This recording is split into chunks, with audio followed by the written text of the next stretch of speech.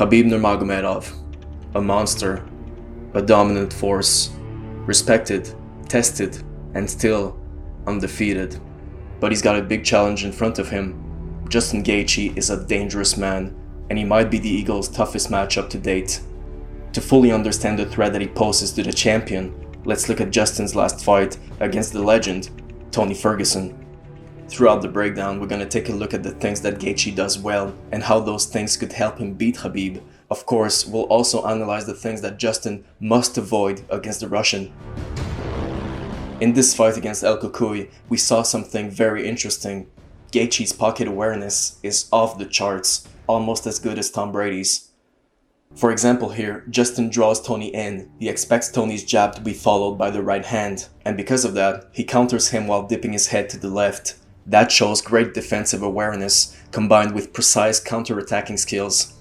That's going to be useful against Khabib. That being said, Gaethje has to be careful. He needs to be sure that Khabib is going to strike if he wants to go for the counter, because Khabib is an expert at diving into the legs after a fake punch. Khabib could feint, drawing the counter, and then take Gaethje down without too much effort. That's going to be the main problem for Gaethje in this fight. He has to be worried about being taken down every time he strikes. If he puts too much into his shots, like here in the second round, his legs will be right there for Nurmagomedov to take. But there's a reason why many people believe that Justin Gaethje might become the next champion. Indeed, when he throws punches, his center of gravity is often pretty low. If you're a good wrestler with great pocket awareness and your center of gravity is low, you maximize your chances against elite grapplers. In the fight against Tony, Justin showed great bouncy footwork, which is not surprising considering the fact that his coach is Trevor Whitman.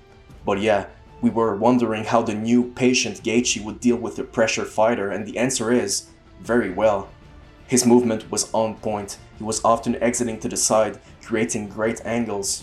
His head and his feet were rarely in the same spot, and his back was almost never against the cage, which is vital against Khabib. If you put your feet behind those black lines, the eagle will jump on you. Not like that. If you stay in the middle of the octagon, Khabib won't be able to shoot as effectively.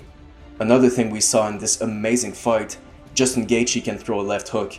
A pretty good one, in fact. But the most impressive thing was that he varied his timing constantly. He often used the left hook to end exchanges, but not always with the same tempo, and he would even use it as a feint to make Tony react. We saw an intelligence that confirmed that Gaethje understands craftiness and unpredictability. Here's an example. Justin shows his right hand to Tony, and when Ferguson reacts accordingly, Gaethje times his left hook and hits his opponent. That right hand is a dangerous threat, but the right hand feint might be even more important against Khabib. Indeed, if Nurmagomedov is ready to shoot when he sees the right hand coming, Justin could feint it, hoping for the takedown attempt, and then counter Khabib coming in. Easier said than done, obviously. Gaethje has to find ways to catch Khabib coming in. Because of the Russian's head position, not every strike is available. The counters must come from the sides or with an upward angle. So far, only one person came close to catching Khabib clean when he's coming in: Conor McGregor.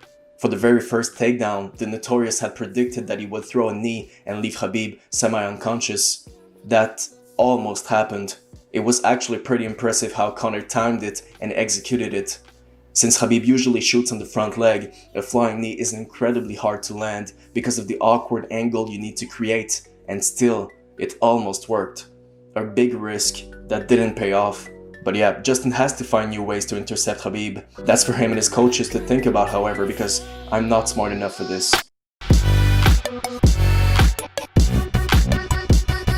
On another note, let's see another example of Gaethje's useful craftiness. Justin often dips his head to the left, and the thing is, many variations come from that. Sometimes he throws the right, sometimes he feints the right, sometimes he feints the leg kick, and sometimes he throws the kick. And sometimes he does nothing, just bobbing and weaving. That's going to be essential against Khabib, because that's going to make him hesitant. If you can make Khabib guess on his takedown entries, his pressure won't be as effective, and Justin definitely has the power to make him guess. Mixing it up is the key. If he only relies on power, he's going to lose. In the second round of his fight against Tony, Gaethje relied on power too much. He was loading up, being way too predictable with his attacks. As a result, he was fading a little bit and he also got knocked down. That shot he threw was very obvious and you cannot afford that against Khabib. But Gaethje can recover very quickly and he can also listen.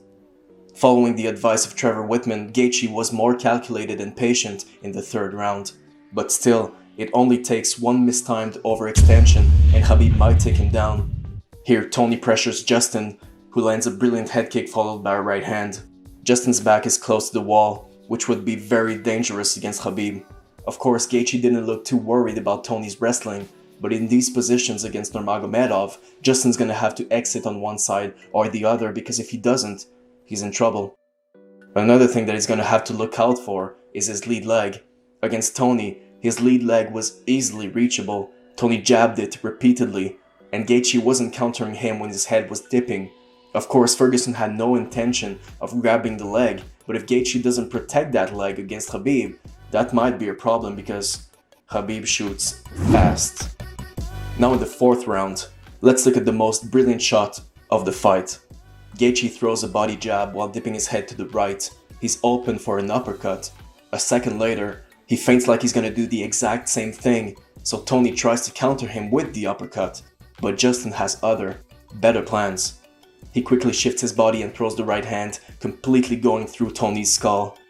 The uppercut is far from landing, and Tony is still far from falling. Truly incredible. Not everybody is gifted the same resistance. If Khabib gets hit by that punch, there's a really good chance he's gonna get knocked out. But he's faced some devastating punches before, so who knows? It is inevitable. Justin Gaethje is gonna try to land the right hand. If he's reckless with it, it's gonna be his downfall. If he's slick and unpredictable, he's gonna make Khabib hesitant. Justin Gaethje can hit anyone in the face, that ain't a problem. The problem with Khabib is keeping a safe distance. Footwork before offense is the key. Being outside clinching range is another key. Gaethje won't be able to throw anything he wants, but with the help of his great pocket awareness, he might be able to pick his shots effectively. One thing that might affect that is the jab battle. In the Tony fight, Justin evaded a large portion of Tony's jabs from both stances. His head movement and footwork were on point. We know Khabib likes to use his jab, and Gaethje is skilled enough in theory to deal with it. Another thing that might indicate that Gaethje is gonna win the jab battle is the fact that his jab was getting more and more effective as the fight went on. Actually, it even ended the fight. He timed Tony with a strong jab as Ferguson was bobbing and weaving, forcing Herb Dean to make a good stoppage. The leg kicks were effective throughout the whole fight, and they will obviously be a key component of Gaethje's game plan against Khabib.